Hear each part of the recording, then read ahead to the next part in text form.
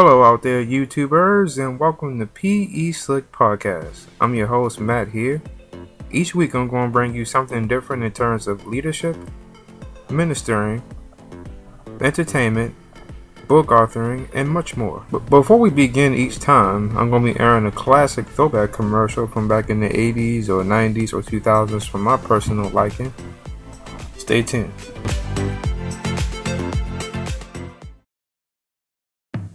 I couldn't get this tune out of my head till I heard these flowers, then a heartbeat, and the sound of mushrooms sprouting. It was raining cats and dogs in harmony. Then airplanes hit the high notes. Even the stars came out to play. Hey, I think I just wrote a song. Mario Paint. Draw and make music. Only on the Super Nintendo Entertainment System. Welcome back with PE Slick Productions. After that commercial break, I'm right here with Mr. Dominique Brightmon. Dominique Brightmon, I've had the pleasure of knowing since we was in third grade, all the way back to Featherbed Elementary. We reconnected about 4 years ago, around the time my grandfather was dying, unfortunately. But we've been in contact ever since, and since then he has published 2 books, Going North and Staying the Course. Dominique Brightmon, what's up, brother? Doing good, man. Doing good, man. Good in the neighborhood. That's what's up, my brother. All right. Well, let's start from the beginning. Where are you from? The land of charm, crime, and crabs, known as Baltimore, Maryland, man. That's right. All right. And for those that don't know, I just want to tell you, when exactly during your time growing up did you know that you wanted to be an author? I mean, was an author always something you had in mind since you was younger? Or I know you as a person that loves to read books. Yeah, man, funny enough, that didn't come to me until I was freaking, 22? Yeah, 22. Okay. Like, dude, English it was not my subject, especially in high school. So it's like, man, that didn't happen until I was 22. That was actually right after Toastmasters meeting when I heard this guy speak by the name of Daniel Alley, and he was around 24 at the time, and he gave a speech called "You Are the Boss," and he mentioned how if you want to be a leader, you got to be audacious, contagious, and tenacious. And after he was done speaking that night, he was also selling his book with that same title, "You Are the Boss." And I was reading through the book, and I realized, like, dude was he was writing about the same things I was reading at the time, because that was when I got into my personal development journey and really just starting to actually get some fire under me to actually change my life for the better. So funny enough, I never thought I'd be an author when I was a kid, man. It was when I was in my early 20s, I thought I was going to be an author. Later on, you got a job working at the Woodlawn Library, and since then, you've been accumulating a lot of books. And you mentioned, too, that you're a part of a group called Toastmasters, which is considered public speaking. Tell us a little bit about that. Sure thing, man. So Toastmasters International, it's a 90-plus year nonprofit organization that started back in the 1920s, and a guy by the name of Ralph Smedley started out then, and it's been growing ever since. It was all men at the time and when it started, but over the decades, over the years, women finally could join, and women actually make the most of Toastmasters. And now, today, it's probably one of the best things that's happened to me, because if you join Toastmasters, you're basically joining a self-leadership laboratory, because public speaking is the main thing that people come for, but if you really pay attention and stick around long enough, you'll realize that the leadership side is actually where the public speaking and the communication really takes place, because it's one of the few organizations in this world where the more you put in it, the more you get out of it. And I've gotten more out of that organization by showing up and contributing, and that's one of the main rules of success in life, is that you got to show up and contribute, because they say the first rule of success is showing up.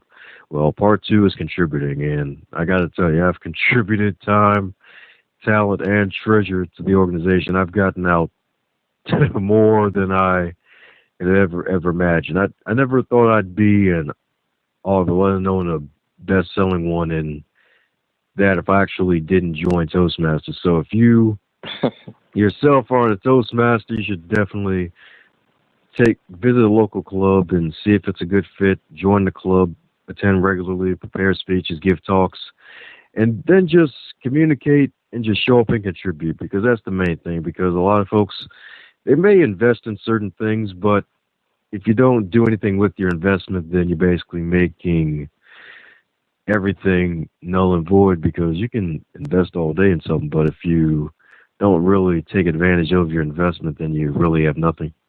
Absolutely. I've had the pleasure of attending these Toastmasters events with you, and you've actually talked with a lot of the people that I know offhand, Joe Finn, Clyde Middleton, Chris Jordan, Sean Purvis. Do you think Toastmasters is part of the reason why you became a book author? Oh, heck yeah, man, because back in 2014, when I was basically done with the original reason why I joined Toastmasters. Funny enough, my church, where I attended, there was a group of activities for a certain ministry I was a part of, the corporate development ministry, and a public speaking seminar was on that list. I was like, all right, I'll do that. That's my expertise. I'll go for it. And funny enough, I heard about Toastmasters through a self-development program by Brian Tracy, and I joined in September of 2013. Then a few months later, I had until March 2014 to pull it off, and after March 2014 happened, the seminar went off with a success and got positive feedback with it. I realized, you know what, I'd be leaving something on the table if I didn't stick with it, because my goal was just to network and hopefully find a speaker for the seminar and hopefully learn how to do a seminar itself. And I'm glad, because I didn't see everything I was leaving on the table. There was this inner gut feeling, a desire for more. And that's really one of the things that really just helped me to realize, you know what, there's potential, not just in me, but others out there who need to realize that they can do something great. Because, like, being in a room full of people that are trying to better themselves, if you're around that positive energy, that'll come out in everything else that you do. Because folks, like, especially a few years ago, they could tell the difference. Like, funny enough, there was a time in the past where when I was trying to console some of the newer members, be like, yeah, I'm shy, believe it or not, and then they look at me like I was a bold-faced liar. and I'm like, because in my mind, I was still that shy kid.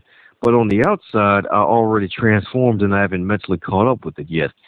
And I noticed the difference, and that's like another thing to notice, is the power of your words, whether intentional or unintentional. Like, the words you speak have power, because a couple of times when I did that, I noticed a couple of days afterwards, my confidence level wasn't at the same height as it used to be. And then it was around the second or third time after I realized I tried to console somebody with the whole shy thing, I realized, you know what? I read something about this in a book somewhere, and it's coming to reality, and it's so darn true.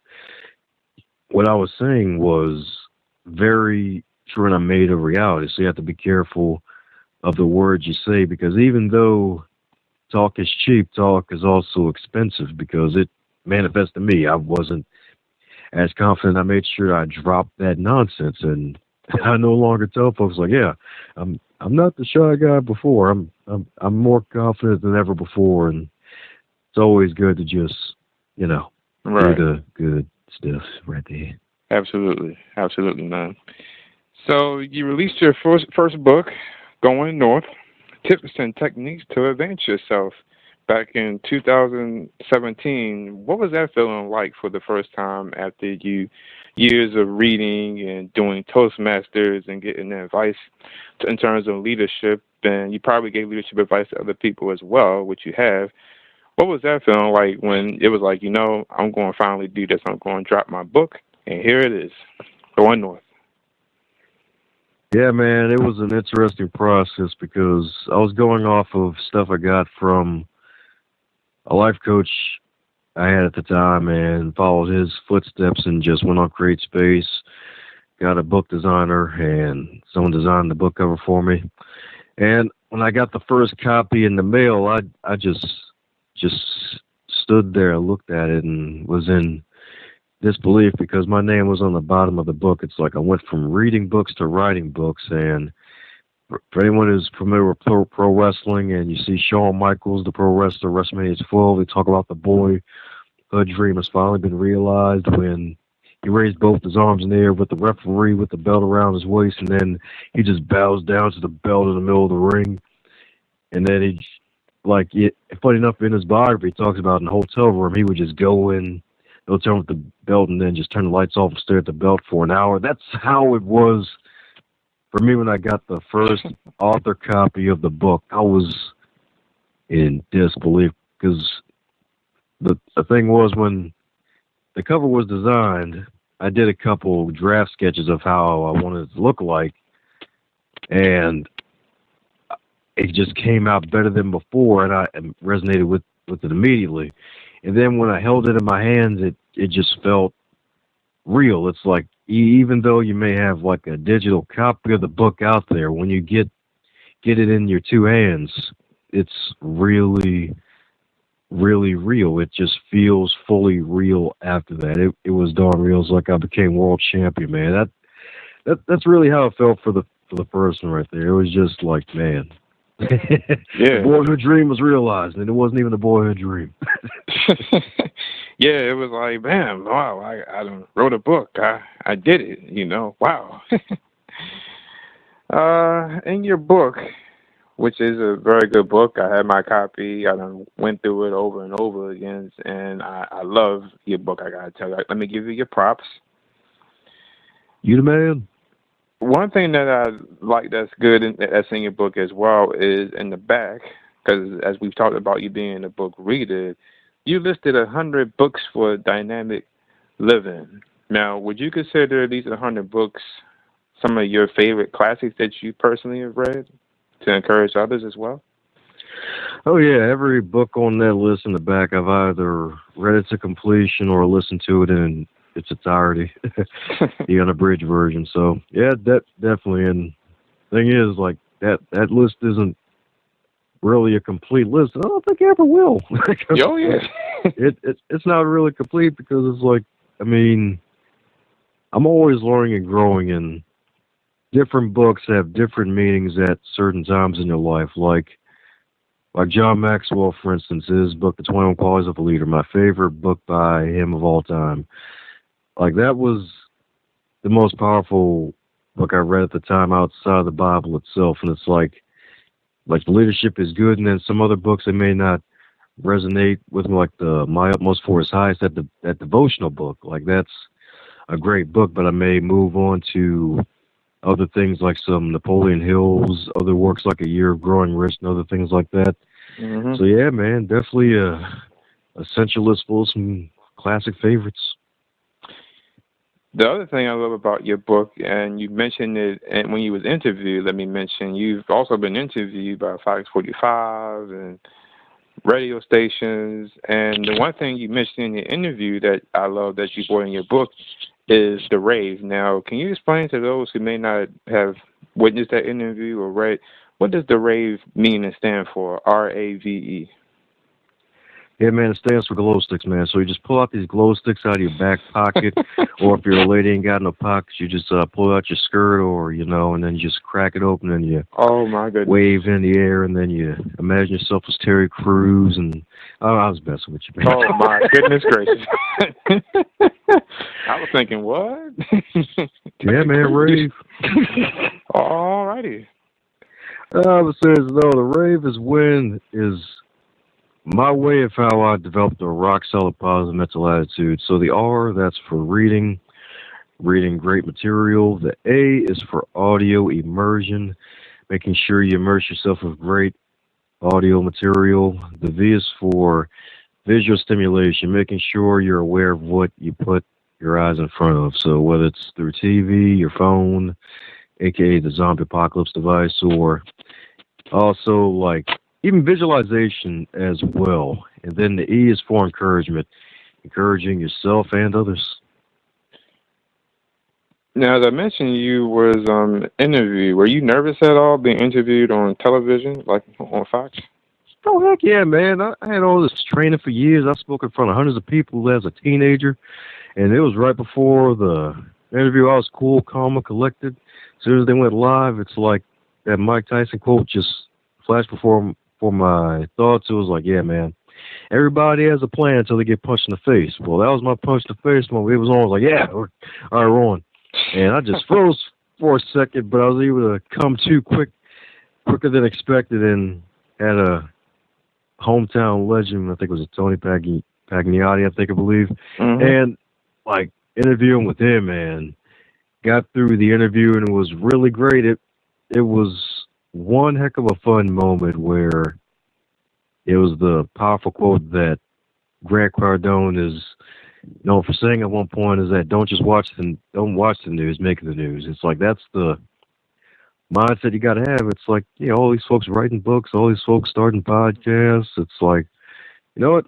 Why not do that too? It's like I'm inspired by the guy Daniels. Like, shoot, if he's in his 20s writing about this, I got a talented one. Why can I do it too? It's like go from the mindset of being. Don't just be a spectator. Be an actual creator and create your own version of success. Like, don't look at other people and just like get jealous. Like, just see what can you do to create your own version for yourselves. Like, you know what? They're in power over there. You know what? Let me just take my piece of this land, this empire, this pie right here, and enjoy my sweet potato pie castle right here, and they can have their apple. Mm-mm. I love me some sweet potato pie, by the way.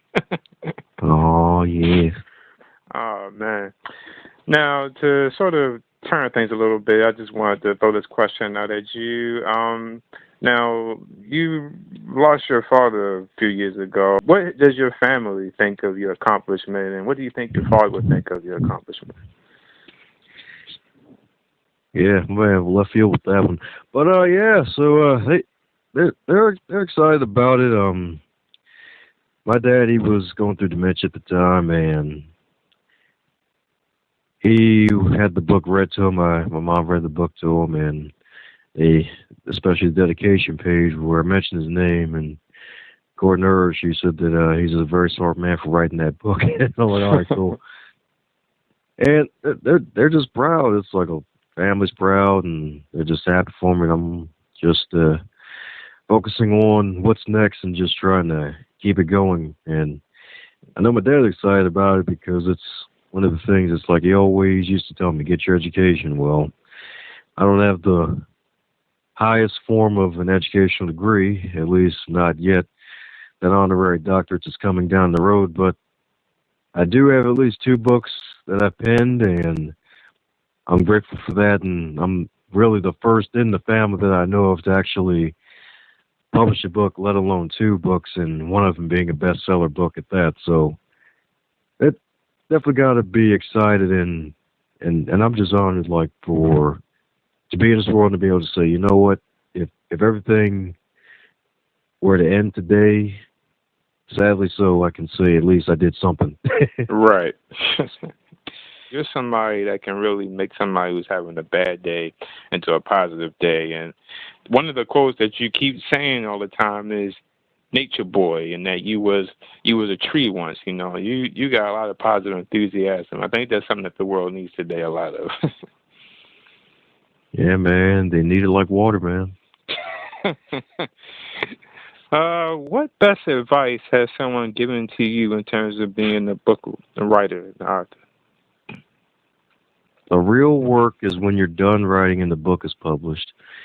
Don't let anybody say writing the book is hard. I mean, yeah, it's difficult, but the real work is getting out and selling the book. It's like, yeah, you got the book in your hands, the boy who dreams finally realized. It's like, all right, now you got to defend yourself. You got to defend your belt. You got to go out there to be the champ. You got to take on all comers. Just like, hey, you got to market yourself, market the product. You got to believe in your product. You got to take rejection. You got to basically be a half-leg duck and just have the water roll off your back. And And that's if you're trying to use the book as a business tool to grow your business, start a business, or even become an influencer. And heck, there's some folks out there who are just doing books just for straight charity or just vanity press where they just have something just for the family. And that's the thing. It's like with books, yeah, I'm not gonna lie. I'm in it for the profit as well as helping people because it's like, all right, I got this other thing that could be a stream of income. It's like, man, I gotta make as much as I can. And I mean, the world is abundant. It's full of money. Let me add some of it so I can take care of myself, my family, as well as my future. And some folks, they may just do certain books like for charity. Funny enough, a lady interviewed in summer of 2018, her book, all the proceeds go to charity. And because she's already comfortable living. So it's like the best advice the writer's given to me is the fact that it's not writing the book that's the hard part. It's marketing the book and selling the book. That's the real hard part. Now, one thing that some people probably don't know about you is you've done a little bit of acting. As part of PE Slick podcast, I'm going to be having some guests come on that have done some acting and singing that I went to school with and has been in my projects. And you, Brother Brightmon, has been in some of my film projects. I hope you've had fun in that. Yo, that's from the casino, man. They had horseshoes.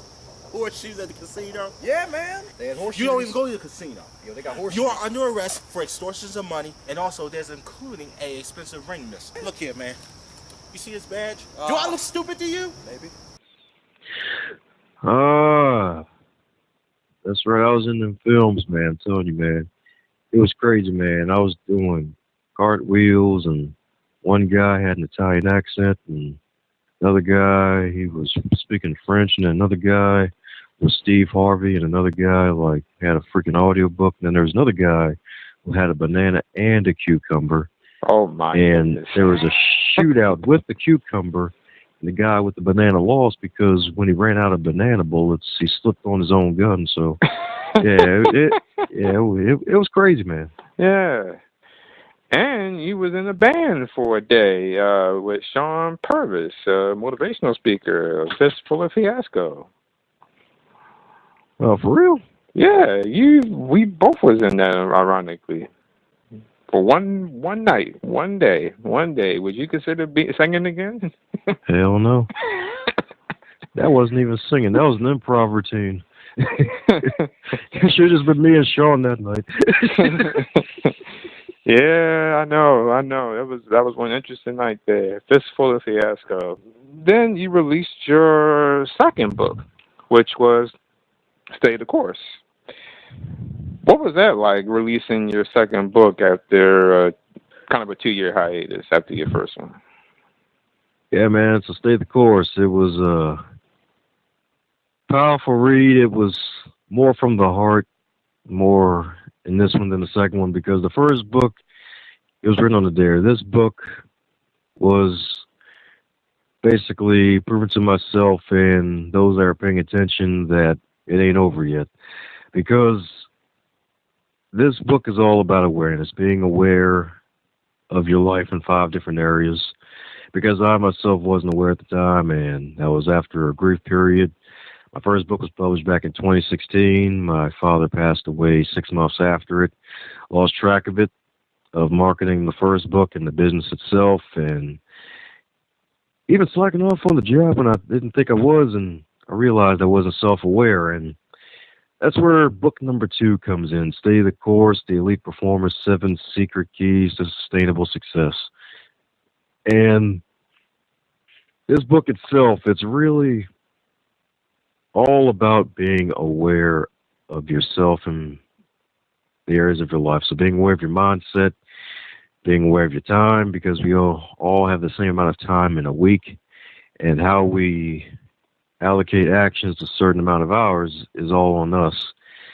And it depends on our attention. And of course, a habit awareness. Like, one of the things that led to my lack of awareness was a lack of sleep, and everybody should get at least good 7.5 hours minimum of sleep, and that's the way to be at your peak levels of performance. I remember at one time, like there'd be certain times, like even before exam night where I would cram, it's like I'm probably one of the students who couldn't really do those all-nighters. I still needed to get at least a good 2 hours of sleep, and it still wouldn't be at my best, but I would try to at least get to bed at 12 a.m. minimum. That about, or should I say maximum.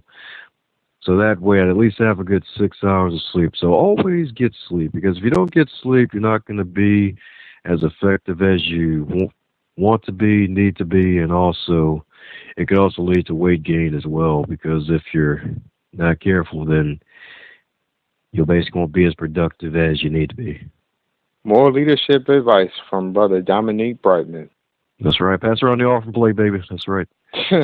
We take all forms of donation, all positive forms of donation. It's the strongest nation next to imagination. There donation. you go. There you go.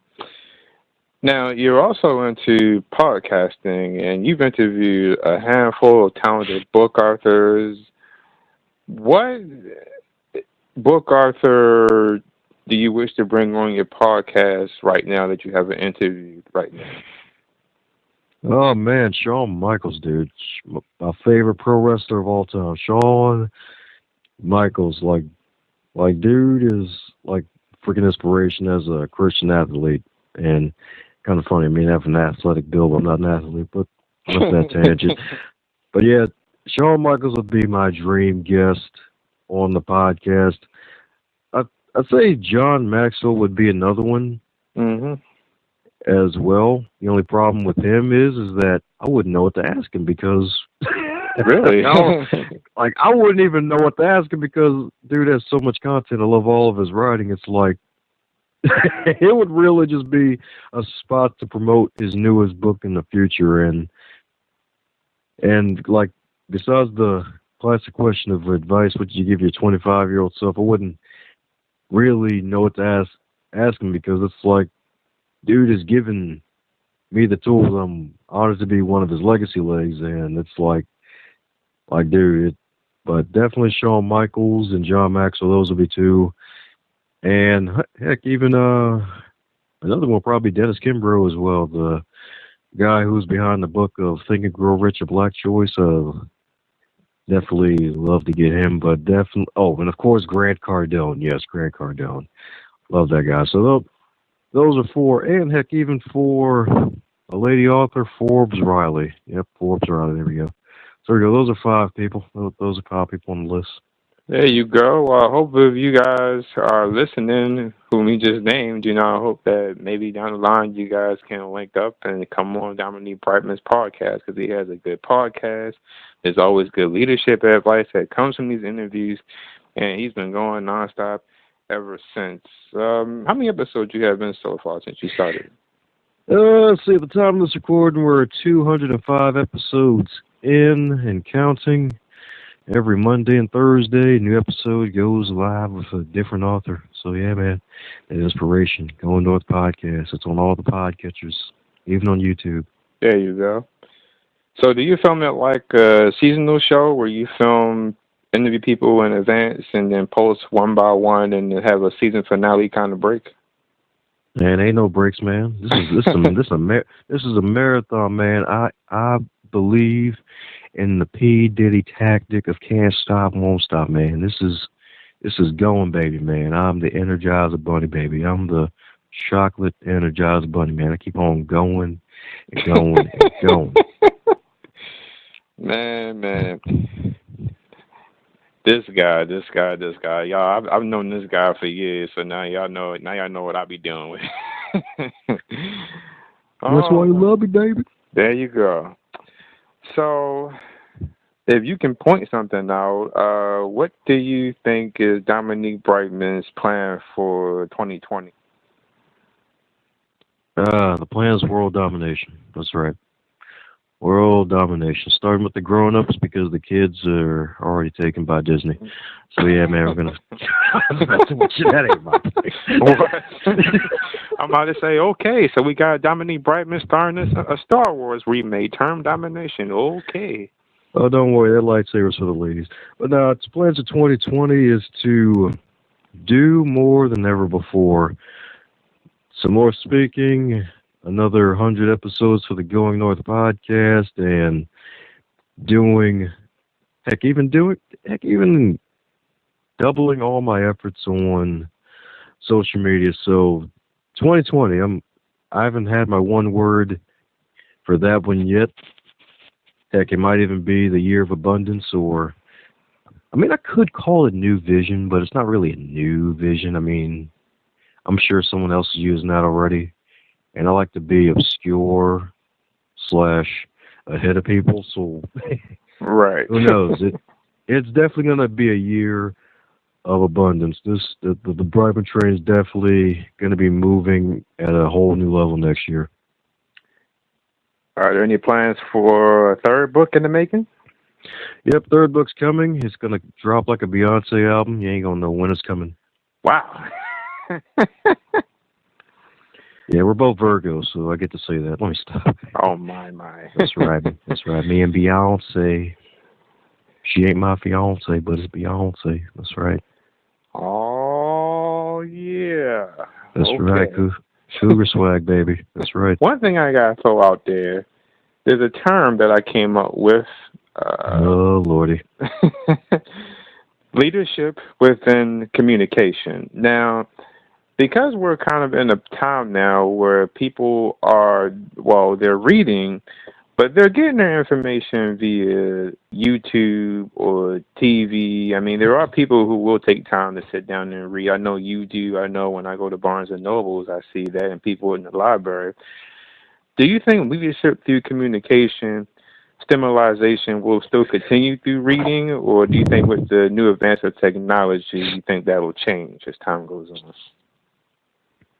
Oh, yeah, leadership is influence, nothing more and nothing less. And people see and people do. And people are reading whether they know it or not.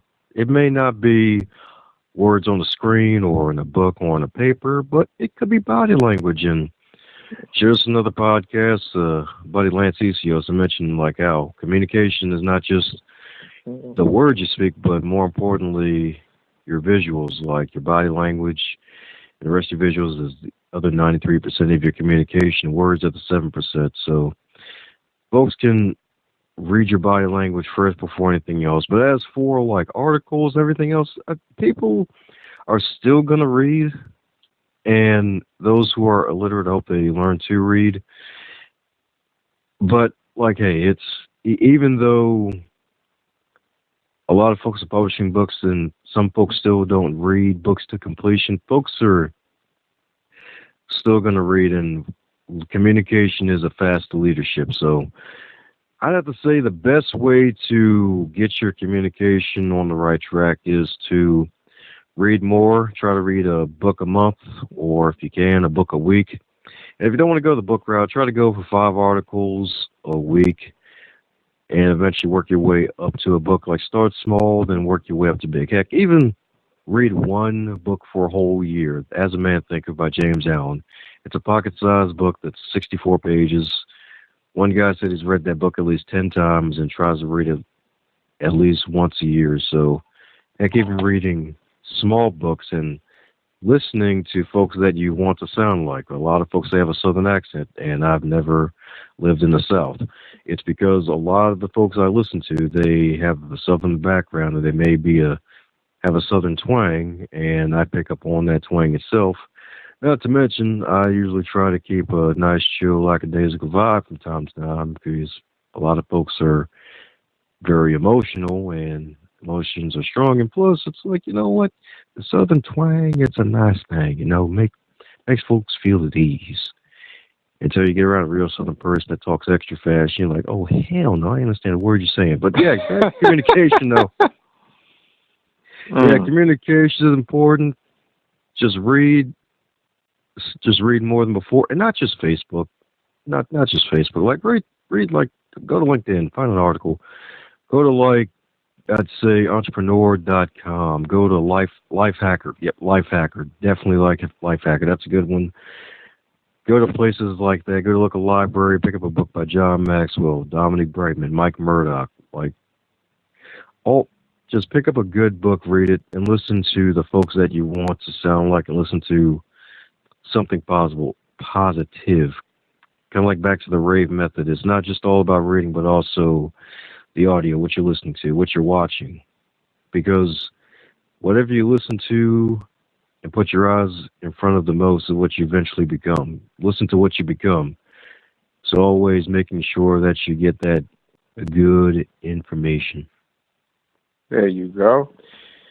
You heard it yourself, folks, from Dominique Brightmon. I say get yourselves out there, find yourself a good motivational speaker as far as books, audio listening. One of the people he mentioned that I know that you're a fan of is Mike Murdoch. And yourself, of course, Joel Osteen. I mean, there's a lot of people. And also finding a good church is important as well. Oh yeah, definitely. Funny enough, I was at a conference and this lady was talking about how the average time a person takes to join the church is 2 years, 2 to 3 years, and I'm like, wow, that makes so much sense because a lot of folks they show up in church so much you think they're a member, but what they're really doing is they haven't really joined the church for real.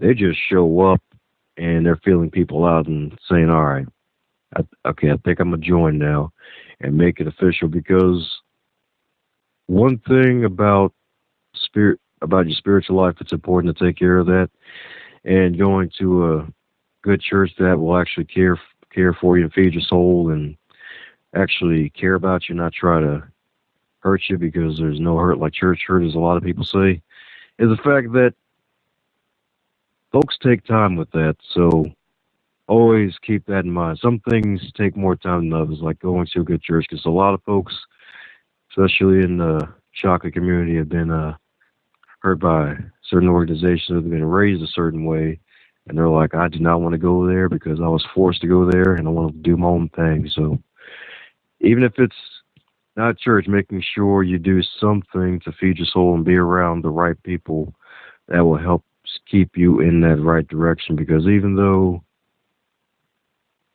a building like a church building is great to be there, if the people are good in the past preaching good messages, you have to remember Christ ain't coming back for no brick building. For the Christian believer, he's going to get a little spiritual here, but Christ ain't coming back for no building. All these brick buildings on the ground, them mega churches, those small churches, storefront churches, he don't care about none of that. He cares about you, your heart, and your soul, and your spirit, because that makes up the real church. We are the bricks of his true church right there, and that's the real one that we have to answer for when it's that time to get out of here. So just something to keep in mind, too, on top of that. Absolutely. Amen to that, brother. You ever consider being a minister? You got a good voice there.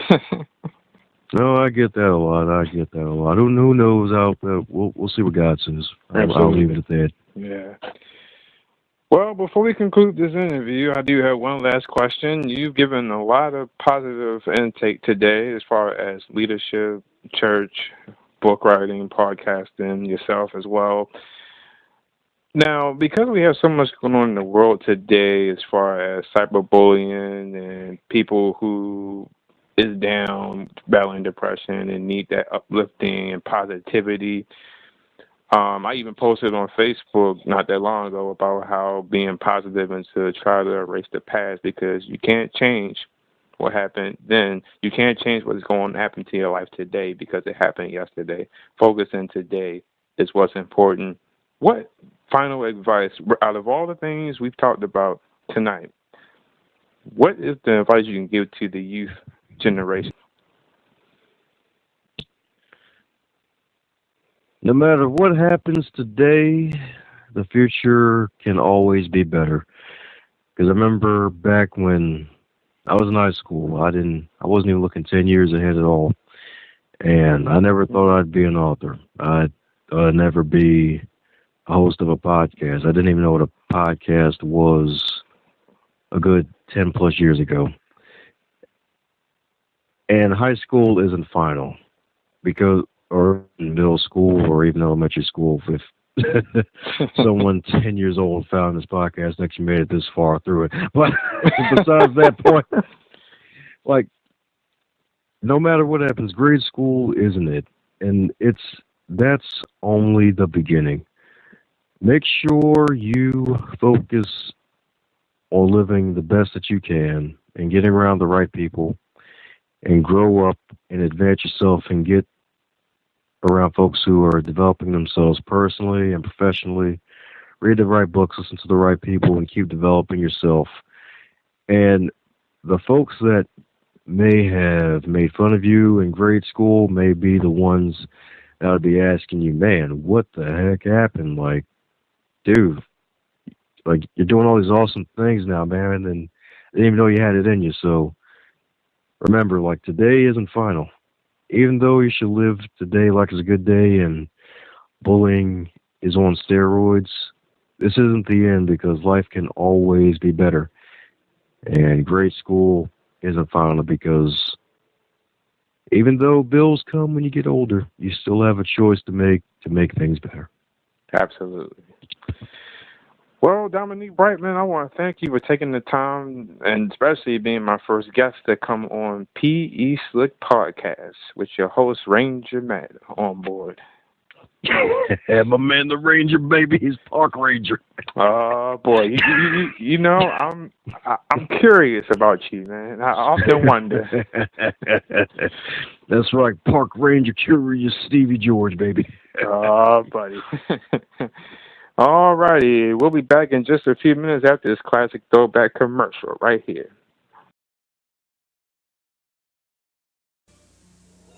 Introducing the best news for ice cream lovers since ice cream began. New Simple Pleasures. It's everything you love about ice cream, but no fat. New Simple Pleasures is unbelievably rich, incredibly creamy, and absolutely delicious. Because New Simple Pleasures is made with all-natural Simpless instead of fat. New, delicious, all-natural Simple Pleasures. There's never been an ice cream like it. Are you tired of waking up and realizing that it's actually not Taco Tuesday? Oh, my goodness. There you go. Dominique Brightman, I want to thank you for, again, being my first guest on my podcast. The main advice I can give to you, bro, is I hope you stay tuned because I plan to have other guests come on. And I hope that you support my page, and I hope you come back soon. And I wish you well with podcasting on your third book. And keep up the good work. Congratulations to you, man, and thank you. Hey, man, thanks for having me on, man. Welcome to the podcaster family, man. Thank you very much. Well, guys, until next time, this is your P.E. Slick, Ranger Matt host telling you, advance yourself to advance others. That's my tip for the night. You guys have a good night, and God bless.